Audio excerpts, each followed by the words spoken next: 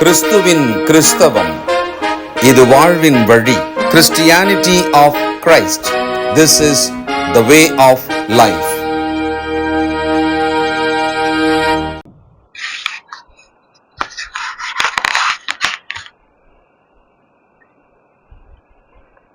பரிசுத்த ஆண்டவர் இயேசு கிறிஸ்துவின் இனிய நாமத்திலே உங்களுக்கு வாழ்த்துக்கள். தேவனுடைய கிருபையும் சமாதானமும் நம் அனைவரோடும் கூட இருப்பதாக. உலகத்தில் அதிசயமானவைகள் அநேகம் இருக்கிறது. நாம் அறிந்தவைகள் மிக கொஞ்சம் மட்டும்தான். நம்முடைய வாழ்க்கை மிக சிறிய அளவுக்கு மட்டும்தான் புரிந்து அறிந்து நாம் வாழ்கிறோம். இந்த உலகம் மிகப்பெரியது. நீங்கள் பயணங்கள் செய்யும் பொழுதுதான் உங்களுக்கு தெரியும் உலகம் எவ்வளவு பெரிதா இருக்கிறது, நாம் அறியாதவைகள் எவ்வளவு இருக்கிறது. கேள்வி: ஒரு உயிரினம் தண்ணீர் இல்லாமல் உயிர் வாழுமா?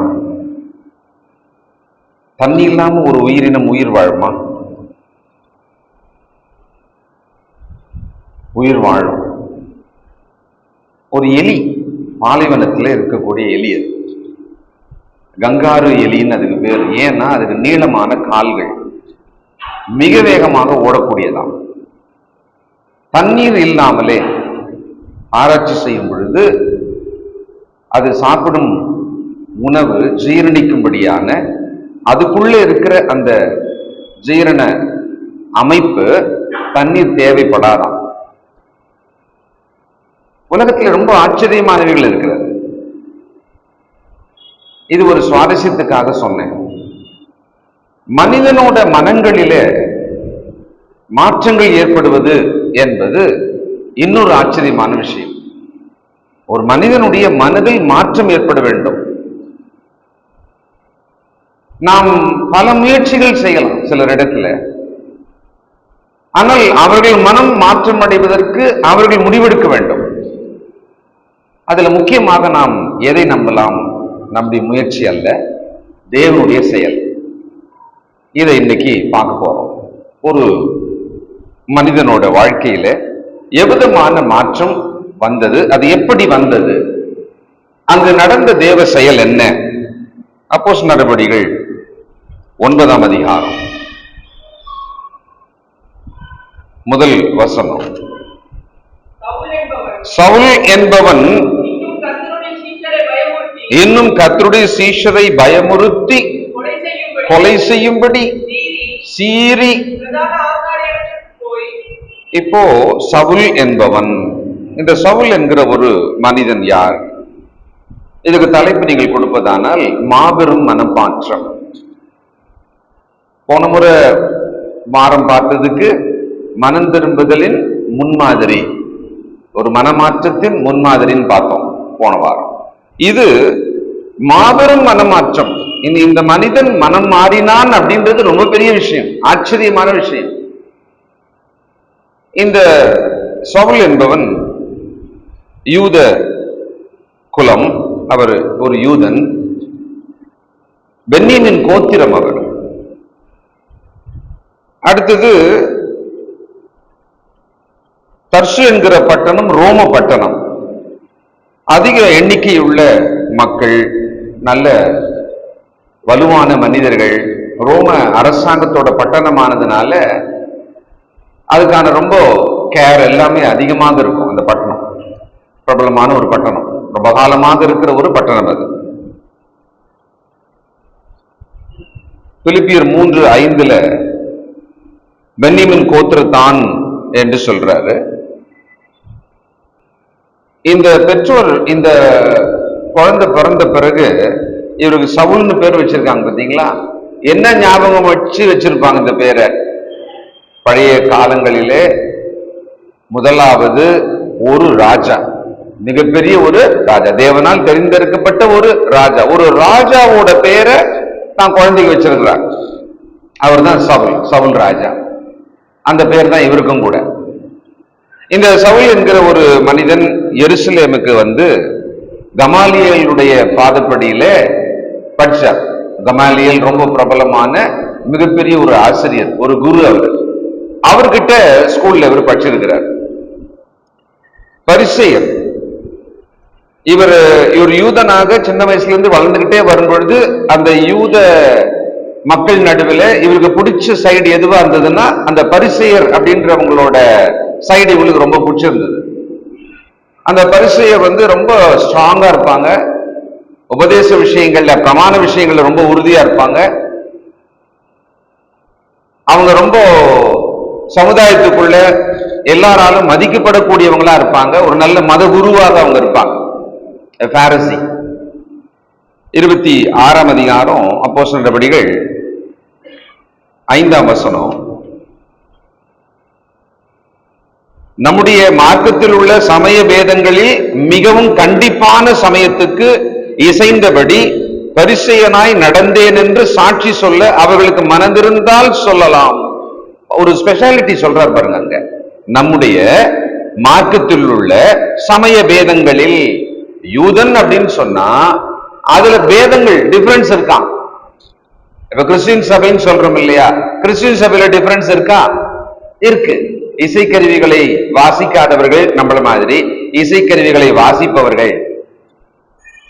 அடுத்தது வேதாகம கல்லூரி, ஒரு முதியோர் இல்லம், சின்ன பிள்ளைகளுக்கான அனாதை இல்லம், அப்படிலாம் சபை நடத்தக்கூடாது.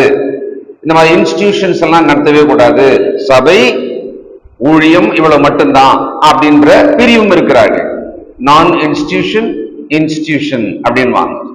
இப்படி சொல்லணும்னா கிறிஸ்டியன் சபைக்குள்ளவே பேதங்கள் இருக்கிறது. 1 கொரிந்தியர் 1ஆம் அதிகாரத்தில் அப்போஸ்தலனாகிய பவுல் சொல்லும் பொழுது உங்களுக்குள் பேதங்கள் இருக்கிறது, சில நேரத்தில் அது இருக்கிறது அவசியம்ன்றார். அதுல யார் கர்த்தருக்கு பிரியமா உபதேசத்தின்படி நடக்கிறீங்கன்ற வைராக்கியத்தை பார்க்கிறதற்காக உங்களுக்குள்ளே பேதங்கள் இருக்கிறது, சில நேரம் அது தேவைப்படுதுன்ற மாதிரி சொல்றார். நாம் கிறிஸ்துக்குள்ள கீழ்ப்படிந்து வளர்ந்துட்டு இருக்கோம். எல்லாரும் ஒரே பகுதியிலிருந்து வந்து கிறிஸ்துக்குள்ள கீழ்ப்படிந்து ஒரு சபையிலே வளர்றவங்களா கூட இருக்கலாம். நமக்குள்ளே அபிப்பிராய பேதங்கள் இருக்கும். நமக்குள்ளவே ஒரு சில விஷயங்கள்ல இது நல்லது, இது நல்லா இருக்கு, இது பிரயோஜனமா இருக்கும் அப்படின்னு ஒருத்தர் சொல்லுவார். ஒருத்தர் நேர எதிரியா முதல்ல எடுத்த உடனே கட் பண்ணுவார், இது முழுவதும் நல்லதல்லன்னுவார். அபிப்பிராய பேதங்கள் தனி மனிதர்களுக்குள்ள இருக்கதான் செய்யும். இவர் என்னன்றாரு, நம்முடைய மார்க்கத்தில் உள்ள சமய பேதங்களில் மிகவும் கண்டிப்பான சமயத்துக்கு இசைந்தபடி. ஏன்னா பரிசேயர், வேதபாரகர், சதுசேயர் இப்படி இருக்காங்க பிரிவுகள் அந்த யூத மார்க்கத்துக்குள்ளவே. இந்த பரிசேய சமயம் அப்படின்ற ஒரு வழியில இவர் தன்னை விரும்பி ஒப்பு கொடுத்து அதுல இவர் வளர்ந்துகிட்டே இருக்கிறார். 23ஆம் அதிகாரம் அப்போஸ்தலர் 6வது வசனம். பின்பு அவர்களில் சதுசேயர் ஒரு பங்கும் பரிசேயர் ஒரு பங்குமாக இருக்கிறார்கள் என்று பவுல் அறிந்து, சகோதரரே, நான் பரிசேயனும் பரிசேயனுடைய மகனுமாய் இருக்கிறேன். அப்ப இன்னொரு விஷயம் தெரியுது, அப்பா பரிசேயன், அதனால இவருக்கு அவருடைய வழியிலேயே இவரு போறதுக்கும் ரொம்ப கன்வீனியன்டா இருந்திருக்கு, வாய்ப்பும் அப்படிதான் இருந்திருக்கு. மரித்தோருடைய உயிர்த்தெழுதலை பற்றிய நம்பிக்கை குறித்து நான் நியாயம் விசாரிக்கப்படுகிறேன் என்று ஆலோசனை சங்கத்திலே சத்தமிட்டு சொன்னான். சதுசேயர் உயிர்த்தெழுதலை நம்ப மாட்டார்கள், ஆவியை நம்ப மாட்டார்கள். பரிசேயர் உயிர்த்தெழுதலை நம்புவார்கள், ஆவியை நம்புவார்கள். இவ்வளவு பெரிய வித்தியாசம் இருக்குது. ஆனா அவர்கள் யூதர்கள். பட் இவங்களுக்குள்ள இருக்கிற அபிப்பிராய வித்தியாசம் பாருங்க, நேர எதிரடியாகுது ஒண்ணுமே. நமக்குள்ள கூட அப்படி இருக்கலாம். ஆனாலும் அந்த பேதங்களை எல்லாம் ஒரு புறம் தள்ளிட்டு அன்பினாலே சமாதான கட்டினாலே ஒருவருக்கொருவர் ஒருமைப்பாடை காத்துக் கொள்வதற்கு முயற்சி செஞ்சுக்கிட்டே இருக்கணும். பிலிப்பியர் 3ஆம் அதிகாரம் 5-6. 8ஆம் நாளில் விருத்த சேதனம் அடைந்தவன் அப்படின்றது ஒரு சொல்ல வேண்டிய, அந்த காலத்துல அப்படி ஒரு பெருமையா சொல்லிக்கலாம். ஏன்னா 8ஆம் நாள்ல விருத்த சேதனம் அப்படின்றதுதான் ஒழுங்கு. அதை கரெக்டா பண்றவங்க இருக்கிறாங்க, அதை பண்ணாதவங்களும் நிறைய பேர் இருக்கிறாங்க.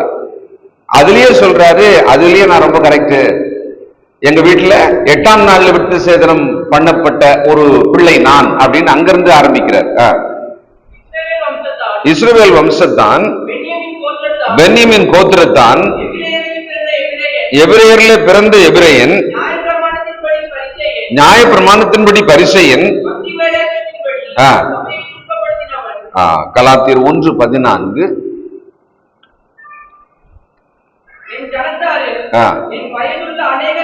என் வயதுள்ள அநேகரை பார்க்கிலும் யூத மார்க்கத்திலே தேறினவனாக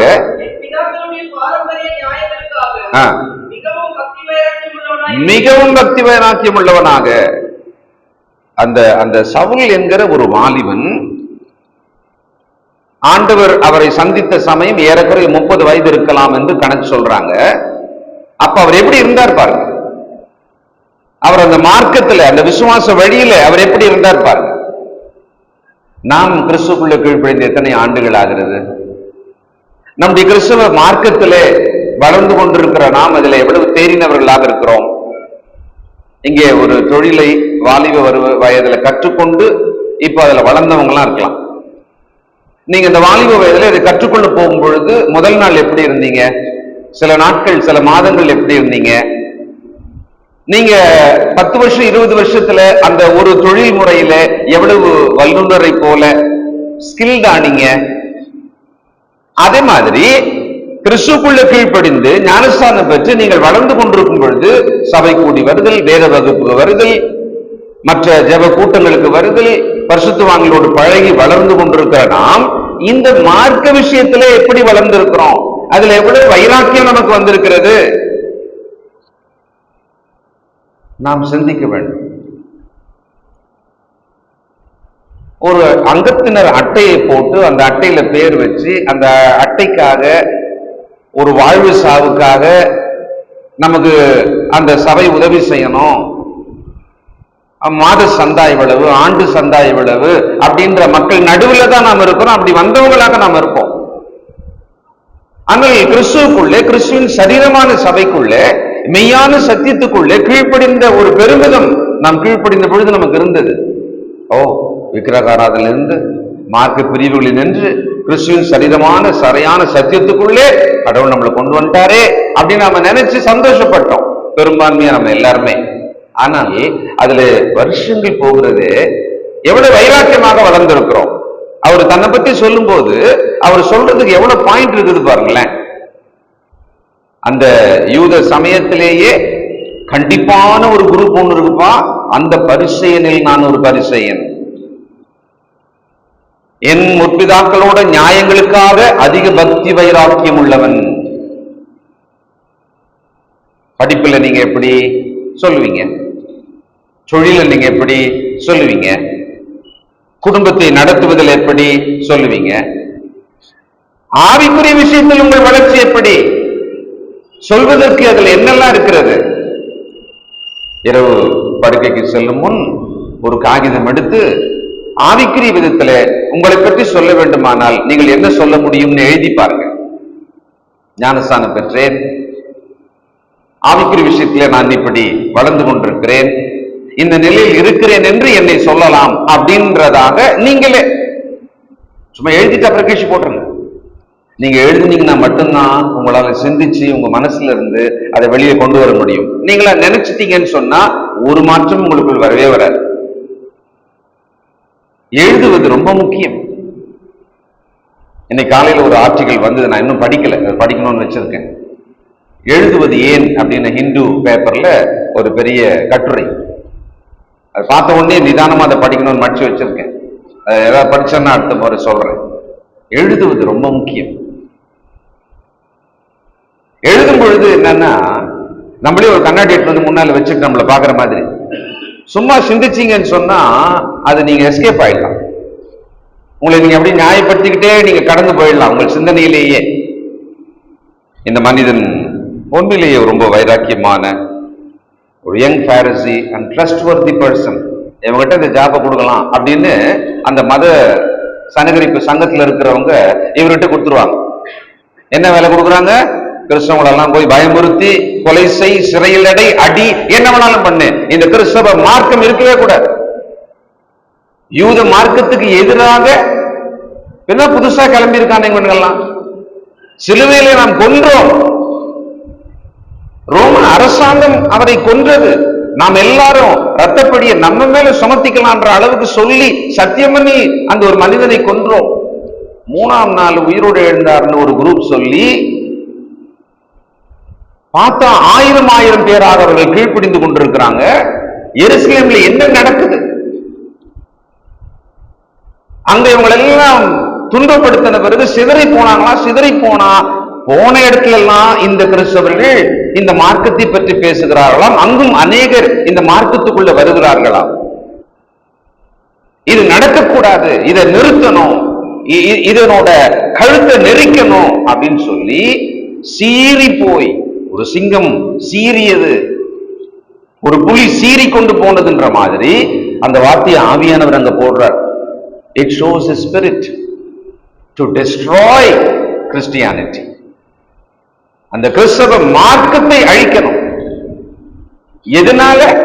தேவன் பேர்ல இருக்கிற பக்தி வைராக்கியத்தினால. தேவன் பேர்ல அவர் அவ்வளவு பக்தி வைராக்கியம், நியாயப்பிரமாணத்தின் மேலே அவ்வளவு பக்தி வைராக்கியம்.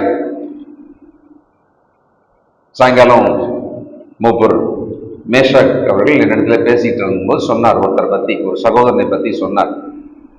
அந்த சகோதரனுக்கு ஒரு வாய்ப்பு வந்தது. 10 லட்சம் ரூபாய் மாத சம்பளம், மிடில் ஈஸ்ட், மத்திய தரைக்கடல் பகுதியில. அவர் வேணான்ட்டார். ஏன்பா வேணான்ற? அங்க கிறிஸ்துவுக்குள்ளான வளர்ச்சி, தொழுகை கிடையவே கிடையாது. நான் தனியா அங்க அப்படிலாம் வாழவே முடியாது, சபை இல்லாம. அதனால எனக்கு அது தேவையே இல்லை. இங்க நம்மோடு தொழுது கொள்ளுகிற ஒரு சகோதரனுக்கு கிடைச்ச வாய்ப்பை பத்தி தான் பேசுறேன். அப்ப நான் சொன்னேன், அவரை நான் ரொம்ப நாள்ல பார்த்துட்டு இருக்கேன். அவர்கிட்ட நான் ஒரு விஷயத்தை நான் கவனிக்கிறேன். சத்திய வசனத்தின் மேலே அவருடைய இருதயத்துல ஒரு பெரிய ஆவல் இருக்கு. நமக்கு தெரியும்ல, சிலரை பார்த்தோம், இந்த குழந்தை, ஐயோ இது சாக்லேட்னா உயிர்ப்பா இல்ல. சிலர் சொல்லுவோம், ஸ்வீட்டா கண்ணெதிர்க்க எடுத்துன்னு வந்தா உயிரை கொடுத்து ஸ்வீட்டை சாப்பிடுவாங்க சொல்லுவோம் இல்ல. ஆனா அந்த சகோதரனை பத்தி எனக்கு தெரிஞ்சது என்னன்னா, அவர் தேவ வசனங்களை அதை படிக்கிறது, அதுல ஒரு ஆனந்தம், ஒரு ஆவல் இருக்கு. அதுதான் அவருக்குள்ள அவருடைய வாழ்க்கையை உயர்த்தி கொண்டு அவரை ஆசீர்வதிக்கிறது. நமக்கு நம்முடைய ஆவிக்குரிய மைல்கல்கள் போல, நம்முடைய வளர்ச்சி போல எதையெல்லாம் மென்ஷன் பண்ணலாம், எதையெல்லாம் மென்ஷன் பண்ணலாம்? யோசிங்க. அப்படியே காலம் போகிற போக்குல விடுகிறது, இரவு வருகிறது, மீண்டும் ஒரு நாள் வருகிறது, அப்படியே நம்ம ஓடிட்டே இருந்தோம்னா நாம எந்த மாதிரியான ஒரு வளர்ச்சி அடையணுமோ அதன் மேல கவனம் இல்லாமல் இருந்தோம்னா பிரயோஜனம் இல்லாமல் போயிடும். இந்த மனிதனை பற்றி இவ்வளவு விஷயங்களை ஆவியானவர் பதிவு செய்து இருக்கிறாரு. கிறிஸ்துவுக்குள்ளாக அந்த மார்க்கத்தை ஏற்றுக்கொள்ள முடியல. இவர் உயிர்த்தேர்தலை நம்புறவர், ஆனா இயேசு உயிர்த்தேர்தலை இவர் ஏத்துக்கல. அது பொய்ன்றார், பொய், ஒரு கட்டுக்கதைன்றார். சொன்னவனெல்லாம் வாயில் அடிப்பார். உயிர்த்தேர்தலை சொன்னா நம்புறாள் இவர். இவர் சதுசேயர்ல பரிசேயர் தான், அவ்வளவு ஸ்ட்ராங்கா டினை பண்றாரு. அப்போ மரத்திலே தூக்கப்பட்டவன் சபிக்கப்பட்டவன் எழுதியிருக்கும் பொழுது, ஒரு சபிக்கப்பட்ட ஒரு யூதன், அவர் பின்னாலே இவங்க எல்லாம் போறாங்க, அவர் உயிர்த்தெழுந்தார்னு சாதிக்கிறாங்க. அடிச்சு சாகச்சா கூட இன்னொருத்தர் எழுந்து அவர் உயிர்த்தெழுந்தார்னு சொல்றானே. ஒரு கேள்வி, குழப்பம், கோபம், எரிச்சல். ஆனா மொத்தமா சேர்ந்து ஒரு விளைவாக வந்தது சவுலுக்குள். என்ன வந்தது? லெட் மீ டெஸ்ட்ராய் எவ்ரிஒன், எல்லாரையும் அழிச்சிடுறேன். இந்த வேலையை இந்த சவுல் கிட்ட கொடுக்கிறதுக்கு ரொம்ப தகுதியான ஆளா இவர் இருந்திருக்கிறார். ஸ்ட்ராங், கரேஜியஸ், பிரேவ், ஒரு சோல்ஜரை போல இருந்திருக்கார். ஒரு துணிந்து செயல்படும் ஒரு சோல்ஜராக இருந்திருக்கார். இன்றைக்கு நாம் நம்மிடத்துல ஒரு வேலை கொடுப்பதானால், ஒரு சபையில கூட இந்த வேலையை நீங்க செய்யுங்கன்னு சொல்றதா இருந்தா, நாம் யாராக இருக்கணும், நாம் எப்படி வளர்ந்துருக்கணும்? நம்மளை கூப்பிட்டு இந்த வேலையை கொடுக்கறதா இருந்தா எப்படி கொடுப்பாங்க? சரி, கொடுத்த பிறகு அந்த வேலையை நம்ம எப்படி செய்கிறோம்? ரொம்ப சின்சியரா சபையை அழிக்கும் வேலையை இவர் செய்ய போயிட்டே இருந்தது. இவருடைய மனநிலை எப்படி இருந்தது? சில வசனங்களை படிக்கலாம், நமக்கே ரொம்ப ஆச்சரியமா இருக்கும். இவரோட மைண்ட் செட் கண்டிஷன் எப்படி இருந்தது? அப்போஸ்தலர் 22 4.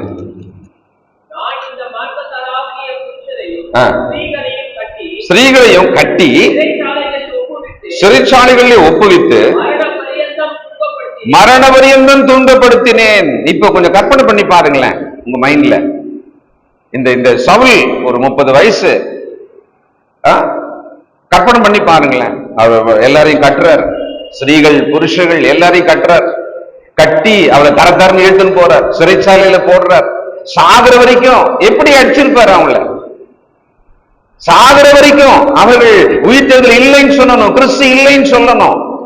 அவங்க உயிர்த்தெழுதல் தான், கிறிஸ்து தான் ரட்சகர்னு சொன்னாங்கன்னு சொன்னா சாகுற வரைக்கும் அடிச்சு அவர்களை கொல்லணும். எவ்வளவு முரட்டாட்டமான ஒரு மனிதனா இருந்திருக்காரு, எவ்வளவு ஒரு ஃபெரோஷியஸான ஒரு பர்சன் அவர் இருந்திருக்கிறாரு சவுல். சொல்றாரு, நான் தான் பண்ணிருந்தேன். 20வது வசனம், ரத்தம் சிந்தப்படுகிற போது நானும் அருகே நின்று சம்மதித்து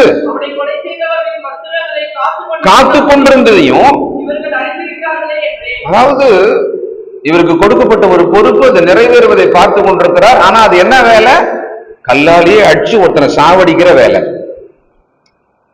நமக்கு ஏதாவது ஒரு வேலை கொடுத்தா கொஞ்சம் நின்று பார்த்துக்குப்பா அப்படின்னு சொன்னாங்கன்னா அது என்ன மாதிரி வேலையா இருந்தா நல்லா இருக்கும்? நம்மளும் நின்று பார்க்கலாம். ஐசியூல உயிர் போற அளவுல ஒருத்தர் இருக்கிறாரு, ஒரு 10 நிமிஷம் நில்லுப்பா போயிட்டு வரானா எப்படி இருக்கும் நம்மளுக்கு? அந்த பீப் சவுண்ட், அந்த மிஷின் சவுண்ட் எல்லாம் நம்ம ஆட்கள் அடிக்கிற மாதிரியே இருக்கும். அது ஒரு நல்ல விஷயமா? ஒரு மனசுக்கு சமாதானமா இருக்குமா? இருக்காது. அப்படியே இந்த மனுஷன், இந்த வாலிபன் துணியெல்லாம் வச்சுன்னு இருக்கிறாரு, பெருமிதமா பார்த்துன்னு இருக்கிறாரு, அடிக்கிறா மிஸ் ஆகுது பாரு, அடிச்சு சாவடி அப்படின்ற ஒரு ஸ்பிரிட்டோட ஒருவன் நின்று கொண்டிருந்தால் எப்படி இருந்திருக்கும்? அவர் தான் சவுல். அந்த பருவத்திலிருந்து அவர் அப்படித்தான் இருந்திருக்கிறார். தன்னுடைய நியாயப்பிரமாணத்திலே வைராக்கியமா இருந்திருக்கிறார். இன்றைக்கு இருக்கிற கிறிஸ்துவின் உபதேசத்திலே, தேவனுடைய வழியை, கிறிஸ்துவின் வழியிலே நடப்பதிலே நமக்கு எவ்வளவு வைராக்கியம் இருக்கிறது. அதற்காக என்ன செய்யும்படியான திட்டம் இருக்கிறது? மினிமம் சபை கூடி வருவதில்லை நம்முடைய ஆவல் எப்படி இருக்கிறது? வந்த பிறகு இங்க இருக்கும் 1 மணி நேரத்தை கத்திருக்கின்ற கொடுப்பதிலே எந்த அளவுக்கு நாம் இருக்கிறோம்? மனுஷரே பார்ப்பாங்க நம்மள, ஓரளவுக்கு கத்துறதை பார்த்து கொண்டிருப்பார். இந்த மனுஷனோட வைராக்கியத்தை ஆண்டவர் பார்த்துட்டே இருக்கிறார். 26ஆம் அதிகாரம் 10வது வசனம். அப்போஸ்தலர்,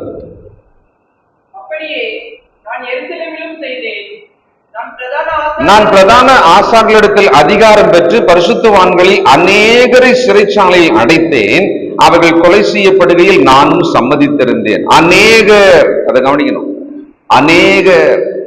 நம்ம இதெல்லாம் ஒரு பெரிய விஷயமா படிச்சு ஞாபகம் வச்சுக்கவே மாட்டோம். நம்ம சவுல் அவருடைய ஒரு கொடூர முகத்தை, அவருடைய இருதயத்தை, அவருடைய வைராக்கியத்தை ஒரு பக்கம் பார்த்தா யெகோவா தேவனை பற்றி, நியாயப்பிரமாணத்தை பற்றிய வைராக்கியம் தான் இதை செய்யுது. ஆனால் முற்றிலும் மேசியாவை, இரட்சகரை, ஆண்டவர் இயேசுவை, அவருடைய பலியை ஏற்றுக்கொள்ளாத மனமா இருக்கிறார். கண்கள் மறைக்கப்பட்டவராக இருக்கிறார். அப்போ அவரு அநேகரை சிறைச்சாலையில் அடைத்தேன், அவர்கள் கொலை செய்ய நான் சம்மதித்திருந்தேன். கலாத்தியர் 1:13.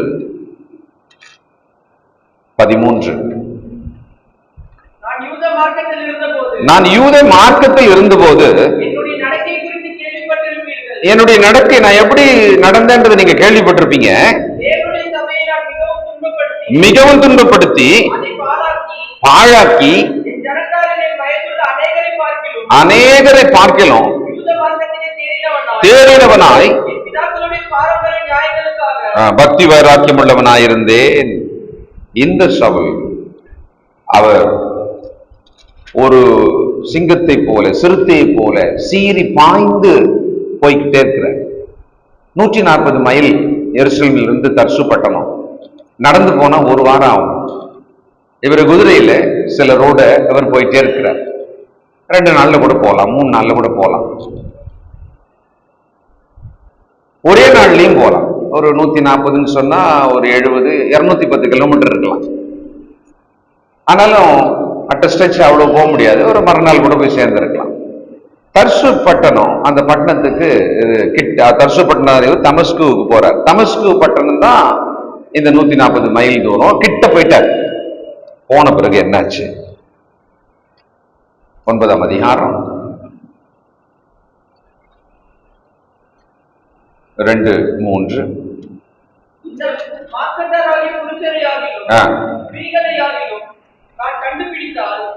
அவர்களை கட்டி எருசலேமுக்கு கொண்டு வரும்படி தமஸ்குவில் உள்ள தேவாலயங்களுக்கு நிருபங்களை கேட்டு வாங்கினான்.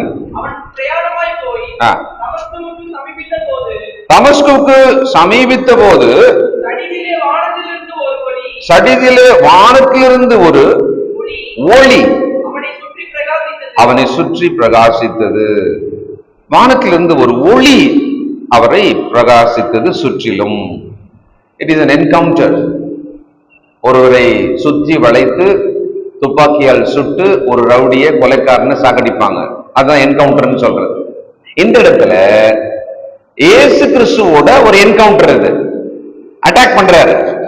ஒளி அவரை சுற்றிலும் பிரகாசித்தது. அவர் அதுக்கப்புறம் மூவ் பண்ணவே முடியாது. அவருக்கே விழுந்தவர் தான். கண் குருடானது. அந்த ஒளியின் மகிமை அவர் கண்ணை குருடாக்கிடுச்சு. இப்போ அவர் என்னடா ஏதுன்னு சொல்லிட்டு அப்படியே நிதானித்துக் கொண்டிருக்கிறார். அப்பொழுது ஒரு சத்தம் கேட்கிறது. 4. அவன் தரையிலே விழுந்தான். அப்பொழுது சவுலே சவுலே, நீ என்னை ஏன் துன்பப்படுத்துகிறாய் என்று தன்னுடனே சொல்லுகிற ஒரு சத்தத்தை கேட்டான்.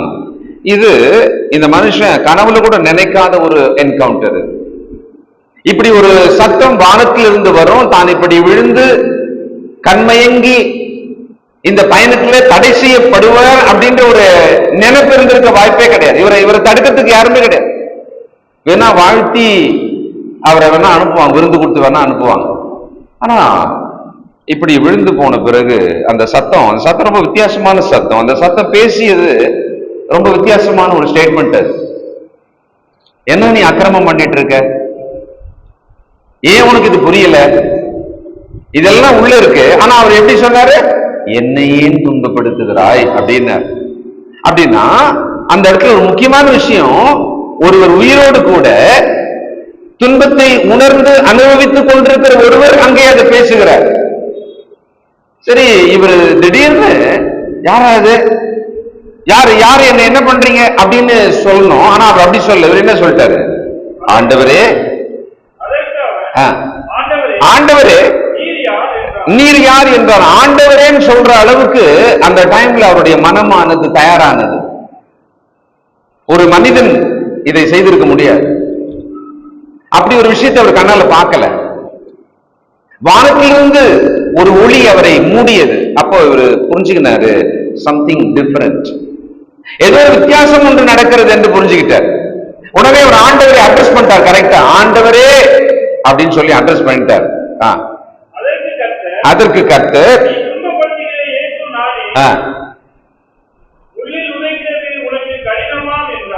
முள்ளில் உதைக்கிறது உனக்கு கடினமாம் என்றார். அப்போ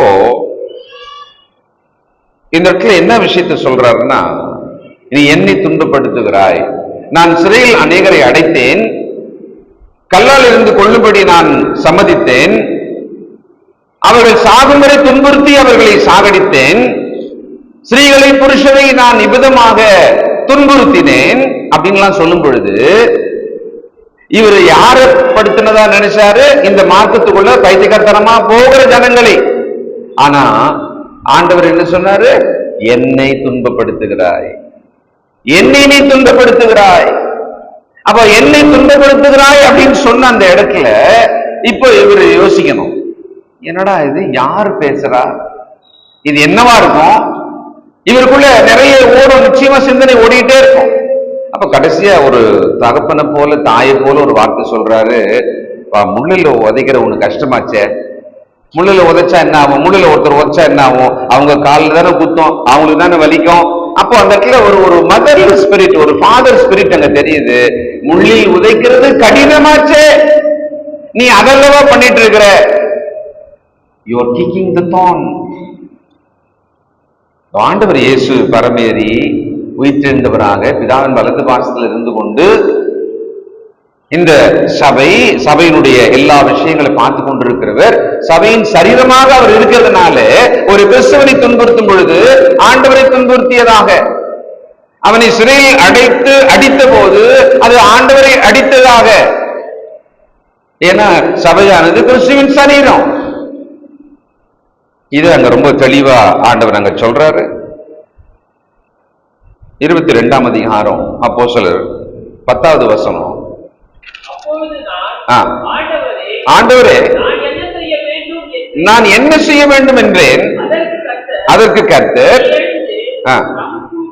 தமஸ்குக்கு போ, அதாவது இந்த எலினா வீட்டுல வந்துடும், அதை ரொம்ப கஷ்டப்பட்டு நம்ம அடிக்கலாம் பிடிக்கலாம்லாம் ட்ரை பண்ணுவோம். இதுக்கு ட்ராப்பு இப்ப இருக்கிற எல்லாமே வச்சு எல்லாம் பார்ப்போம். அது ஒண்ணுமே ஆகாது, எங்கேயுமே மாட்டாதுன்னு வச்சுக்கோமே. ஆனா திடீர்னு நம்ம கண் எதிர்க்க வந்துருச்சு,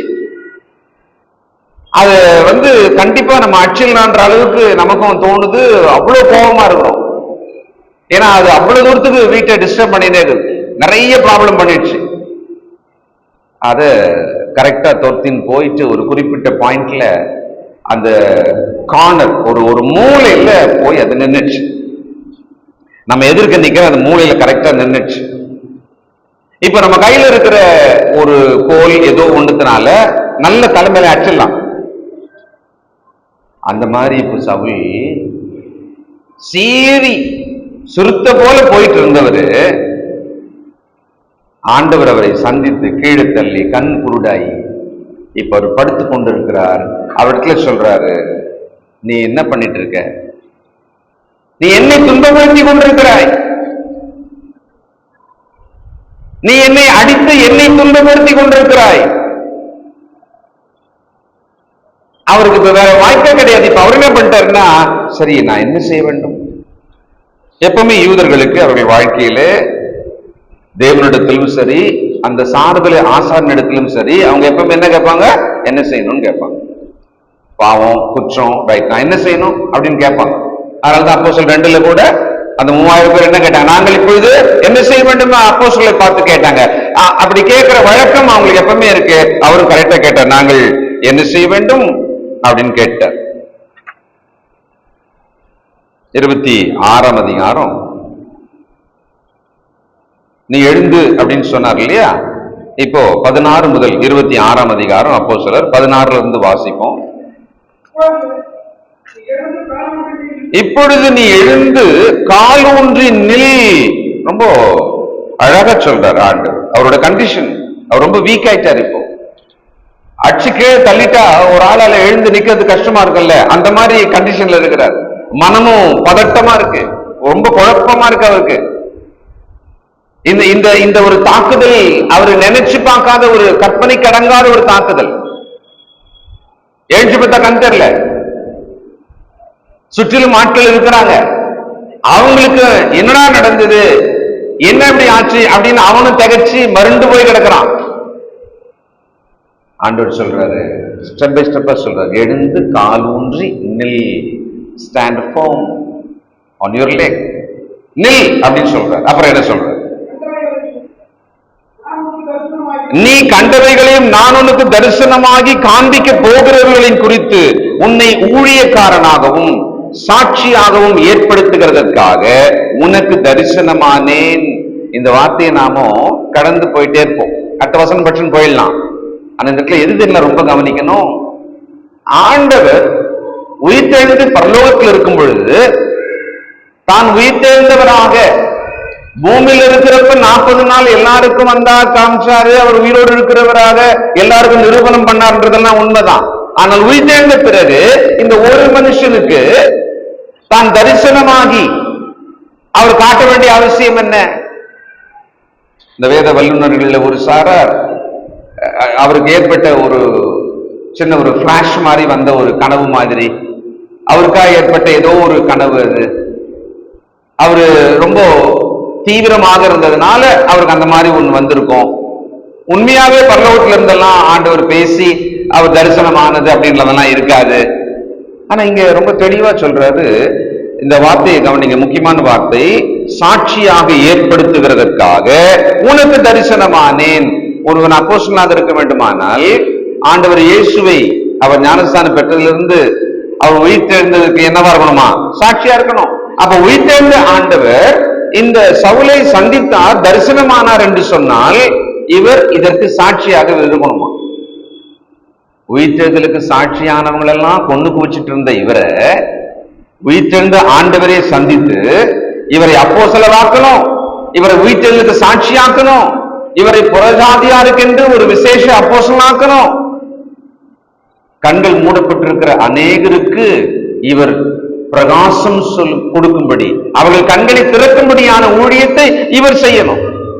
இவ்வளவும் இந்த இடத்துல ஆண்டவர் அவர்கிட்ட சொல்றாரு, தரிசனமானே, இதற்காக உனக்கு தரிசனமானேன். ஆண்டவர் ஏன் ஸ்பெஷலா இந்த ஒரு மனிதனுக்காக பரலோகத்திலிருந்து இவர் தரிசனமானார்?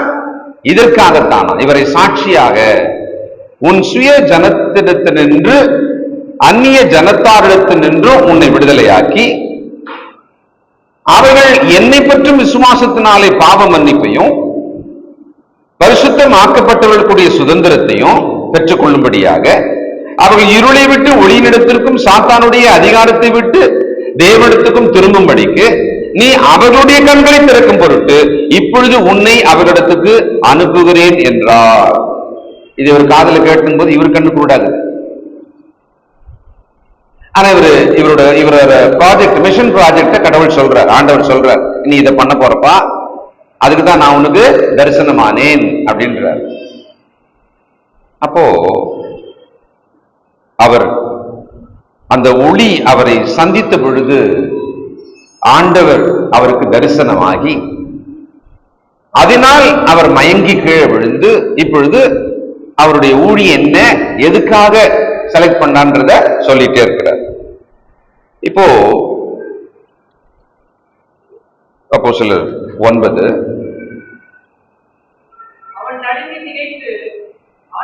6வது வசனம் முதல். அவன் நடுங்கி திகைத்து, ஆண்டவரே நான் என்ன செய்ய சித்தமா இருக்கிறீர் என்றான். அதற்கு கர்த்தர், நீ எழுந்து பட்டணத்துக்குள்ளே போ, நீ செய்ய வேண்டியது அங்கே உனக்கு சொல்லப்படும் என்றார். அவனுடனே கூட பிரயாணம் பண்ணின மனுஷர்கள் சத்தத்தை கேட்டும் ஒருவரையும் காணாமல் பிரமித்து நின்றார்கள். அவங்களுக்கு விஷன் இல்ல, தரிசனம் என்பது இல்ல, ஆனா சவுண்ட் மட்டும் கேட்டிருக்காங்க. ஏதோ சம்திங், ஒரு சவுண்ட் அப்படின்னு சொல்லி. ஏன்னா இவர் பேசுறதையும் கேட்பாங்க. ஆண்டவர் இந்த பூமியில இருந்த பொழுது யோவான்ல போய் பாத்தீங்கன்னா வானத்துல இருந்து ஒரு சத்தம் வந்தது. ஆண்டவரோட பிதாவாகிய தேவன் பேசும் பொழுது இவர்களுக்கு என்ன மாதிரி வந்ததுங்களா? இடிமுழக்கம் போல கேட்டதாம்.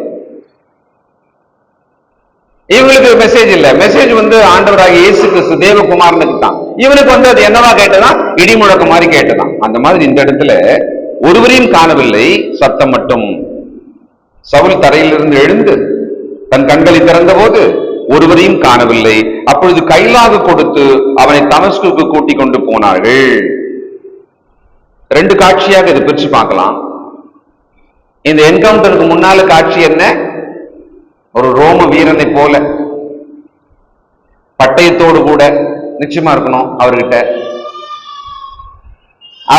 அவர்கிட்ட அந்த தோற்றுருள் எழுதப்பட்ட அந்த அதிகாரம் வாங்கிட்டாரு, அதையும் வச்சிருக்கிறாரு.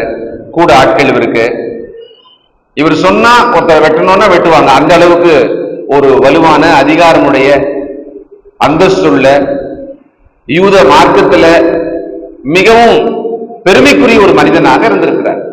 அவருதான் ரொம்ப வேகமா, ஒருவரும் தடை செய்யவே முடியாத அளவுக்கு அவருக்கான ரூட் இருக்கு, அவருக்கான வழியும் அவருக்கான வேலையும் இருக்கு. அப்படிதான் அவர் போறார். அப்படி அவர் போய்கொண்டிருக்கும் பொழுது அப்படியே ஆண்டவர் சந்தித்த பிறகு இப்ப பார்த்தோம்னா கண்ணு தெரியல, உழுந்து ஏஞ்சிருக்கிறாரு. கையை பிடிச்சிக்கிறாங்க அவரை. பாப்பா அப்படின்னு சொல்லி மெதுவா கொண்டு போற ஒரு ஒரு ஒரு ஒரு பிச்சைக்கார அப்படின்னு சொல்லி நம்ம நினைச்சுக்கிட்டு கண்ணே தெரியாத ஒருத்தரை அப்படியே கையை பிடிச்சி ரோட கிராஸ் பண்ண எப்படி இருக்கும்? இல்ல, ஒரு பரதேசி போல அந்த இடத்துக்கு வந்துட்டாரு. குற்ற உணர்வு, பலவிதமான எண்ணங்கள் அவருக்குள்ள ஓடிட்டு இருக்கு. அப்படியே 360 டிகிரி நேர இன்னொரு இடத்துக்கு அவருடைய மனம் வந்து விட்டது. இப்பொழுது ஆண்டவர் சொல்வதை கேட்டு நடக்கும் ஒரு மனிதனாக என்ன யோசிச்சிருப்பாரு? அப்படியானால் இந்த ஆண்டவர் உயிர்த்தெழுந்திருக்கிறார், அவரை துன்பப்படுத்துவதாக இவர் சொன்னாரே, நான் துன்பப்படுத்தினது இவங்கள தானே, அடிச்சது இவங்கள தானே, வெட்டினது இவங்கள தானே, ஆனா கர்த்தர் சொல்லுகிறாரே அவரை நான் துன்பப்படுத்தியதாக, அப்ப நான் எவ்வளவு பெரிய தப்பு பண்ணிட்டேன், நான் எவ்வளவு பாவம் பண்ணிட்டேன். தேவனுக்கு தொண்டு செய்வதாக நினைத்து அவருக்கு எதிராக நான் இப்ப செஞ்சிட்டு இருக்கிறனோ, நிறைய எண்ணம் அவருக்குள்ள ஓடிட்டே இருந்திருக்கும். சில நேரம் நல்லது செய்வதா நினைச்சு நாம் கெட்டதை செய்து கொண்டிருப்போம். தேவனுடைய விஷயத்திலே கூட சில நேரம் அப்படி நடப்போம். நம்முடைய அபிப்பிராயம் ரொம்ப கரெக்ட் நினைச்சு இருந்திருப்போம், ஆனா அது தப்பா கூட இருக்கலாம். உணர்ந்து விட்டால் தேவன் மன்னித்து நம்மை மாற்றுவார். அவனை தமஸ்குக்கு கூட்டிக் கொண்டு போனார்கள். அவன் 3 நாள் பார்வையில்லாதவனாய் புசியாமலும் குடியாமலும் இருந்தான். இந்த 3 நாள் சவுலோட வாழ்க்கையில மிக முக்கியமான நாள். இந்த 3 நாள் சிந்தித்து தன் மனதுக்குள்ளே சுய பரிசோதனை செய்து கொண்டு தன்னை தேவனுக்கு பிரியமாக திருப்பும் ஒரு நாள். இந்த 3 நாள் அவர் எப்படி இருந்தாரு அப்படின்றதுக்கு தான் அந்த இடத்துல ஒரு சாட்சி இருக்கிறது. என்னவா? புசியாமலும் குடியாமலும் இருந்தான். எதுவுமே வேணாம் அப்படின்ற, எதுவுமே வேணாம், சாப்பிடு வேணாம். பயணத்துல வந்தவர், அவரை உபசரிக்க எல்லாமே வந்திருப்பாங்க. நாமே உபவாசம் இருக்கணும். நம்மை சுய பரிசோதனை செய்வதற்கு ஒரு நல்ல சமயமா இருக்கும். கேப்பே விடாம சாப்பிட்டுங்கிறோம்னு வச்சுக்கோங்களேன், நம்முடைய சிந்தை, நம்முடைய மனம் வேற மாதிரி இருக்கு. ஒரு நாள் முழுவதும் சாப்பிடாமல் அமைதியாக இருந்து பாருங்களேன், நீங்க உங்களை பார்க்க ஆரம்பிப்பீங்க. உங்க உடம்பு உங்களை பார்க்க சொல்லும், உங்க உடம்பே உங்களை கவனிக்க சொல்லும். ட்ரை பண்ணி பாருங்க. இந்த மனிதன் 3 நாள். சோ இந்த சவுல் என்ன மாதிரி மனநிலையோடு அவர் இருந்தார்? ஒரு கட்டத்தில் சொல்றாரு, நியாயப்பிரமாணத்தின்படி குற்றம் சாட்டப்படாதவன். எப்போ?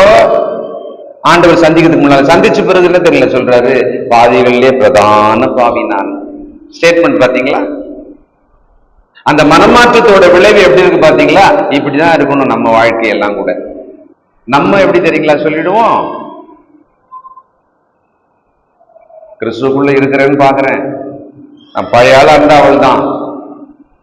இது என்ன ஸ்டேட்மெண்ட் இது? அப்ப அந்த பழைய ஆளை இவரு ஏதோ பிரிட்ஜில் போட்டு வச்சுக்கிறார், தேவைப்பட்டா எடுத்துருவார். நம்ம சண்டையில, நம்மளுடைய பிரச்சனைகளுக்கு நடுவுல, புறஜாதியாருக்கு நடுவுல, கிறிஸ்தவர்களுக்கு நடுவுல சில நேரம் எப்படி பேசணும். ஒருத்தர் பேசுறாரு, நான் பக்கத்துல இருந்து பாத்துக்கிறேன், அவரை பரிதாபமா பார்த்தேன். அடப்பாமே, அப்ப நீ பழைய ஆள் நீ ரெடியா உள்ள வச்சுக்கிற பொழுது, அந்த பழைய ஆள் எடுத்தா அப்படின்னா எடுக்கிற அளவு தான் ரொம்ப நியர்மையில் இருக்குது. சோ நம்மை நாம் சிந்திச்சு பார்ப்போம். நாம் சவுல போல மிக மோசமானவர்களே கிடையாது. ஞானசாந்தம் முன்னால பாவம் இருந்திருக்கும், நம்ம வாழ்க்கையில ரகசிய பாவம் இருந்திருக்கும், அவலட்சணமான பாவங்கள் இருந்திருக்கும், தேவனுக்கு விரோதமாகலாம் நம்ம ரொம்ப துணிகரமாலாம் நடந்திருப்போம். ஆனா இந்த சவுல் மாதிரியான ஒரு பர்சன் நம்ம கிடையாது, நிச்சயமா வாய்ப்பு இல்லை. ஆனால் ஞானஸ்நானம் பெற்ற பிறகு இந்த மனுஷன் நம்ம கொஞ்சம் கவனிக்க வேண்டியிருக்கிறது. ஜெபம் செய்வோம். சர்வ வல்லமையுள்ள நல்ல பிதாவே,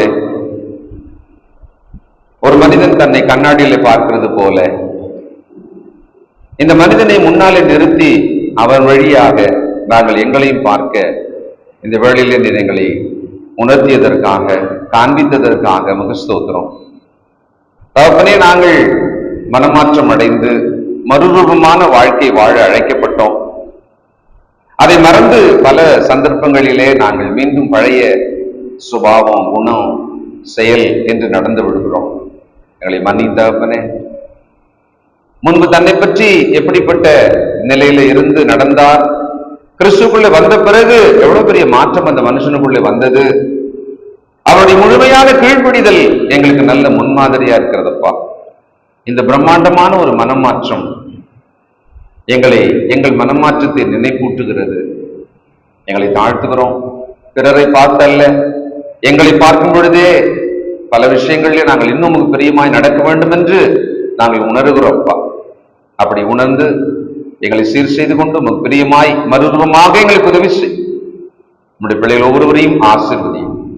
இயேசு கிறிஸ்துவின் நல்ல நாமத்தில் துதித்து ஜெபிக்கிறோம் பிதாவே. ஆமென்.